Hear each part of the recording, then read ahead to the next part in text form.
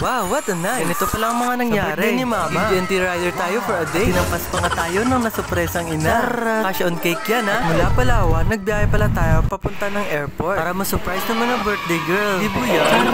Sikreto lang natin to ha. Dapat walang may nakaala at lumipad na nga yung seaman. Ng aeroplano pala. At tayo ngayon dumating na sa Iloilo International Airport. Iloilo International Airport. Okay na ba? Pero bawal na magtagalog dito ha. Ilonggo na ta. Anami, gidigali sa Iloilo, no? Subong, nagland transport naman ko gali. Pakadto sa seaport. Bound for the city of Bacolod. Sayang, wala ko kapamaskara ba? Pag abot sa Bacolod, malabay lang ko eh. But di man yan ni Mamang puli tabay. Excited ng bitlog kung makaabot ba? Charot! Oh, gakagutom man tagali. Hapit ta danay sa Jabi ah. Oh, taklad naman ta sa bukid. Makapuli lang sa once in a lifetime 50th birthday ni Mama. Mama ninja moves ta danay para hindi makilalaan. Ka mga kasimanwa.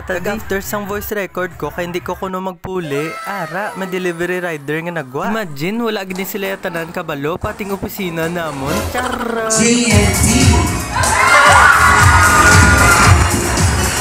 At muntik pa nga tayong pinalo sa puwet. Parang iiyak na kasi yung birthday girl dyan. Hindi makapaniwala dyan na umuwi yung seaman. At lahat na nga ay nakisaya. Salamat pala sa mga oras nyo ha. Pakikisama sa 50th birthday ni Mama. Once in a lifetime na kasi to eh. At salamat na rin sa masasarap na luto ni Tita. At yun lang muna sa part 1. Bye bye!